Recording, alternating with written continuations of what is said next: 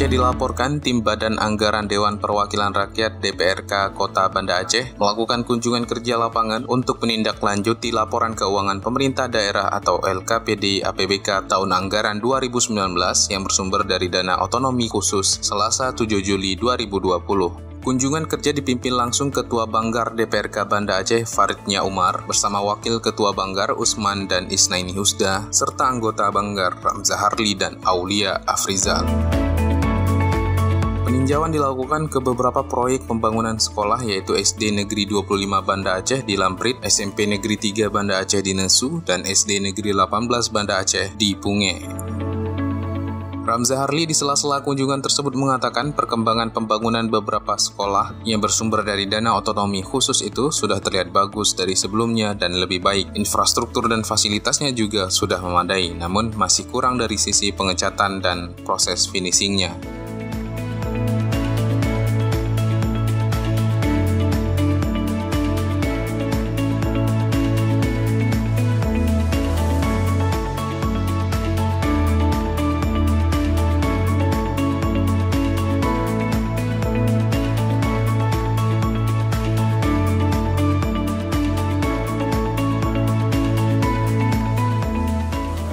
Tiga sekolah SD kita kunjungi, dua SD, satu SMP, dan ini hari ini yang terakhir kami kunjungi ke SD 18 ini. Hanya saja kami sampai di sini sangat kecewa melihat pengecatan sekolah ini sepertinya asal jadi saja. Jadi kualitas catnya kurang bagus, kita lihat juga luntur catnya tadi. Ini sangat disayangkan, seharusnya yang namanya rumah sekolah ini pengecatannya ya harus bagus karena sayang nanti anak-anak sekolah di saat mereka bersekolah nanti pasti akan terkena pakaian mereka. Ini sangat disayangkan dan kami sangat sesali selaku fungsi kami melakukan pengawasan terhadap dana khusus tahun 2019 ini dalam rangka pertanggungjawaban keuangan APBK 2019.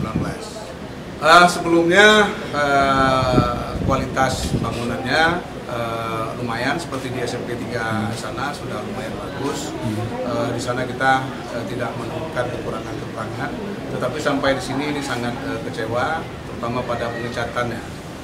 Kalau struktur dan bangunan yang lain mungkin sudah lumayan, tetapi ini yang sangat kami sesalkan di pengecatan finishing akhir. Padahal seharusnya di pengecatan finishing akhir ini harus sangat bagus.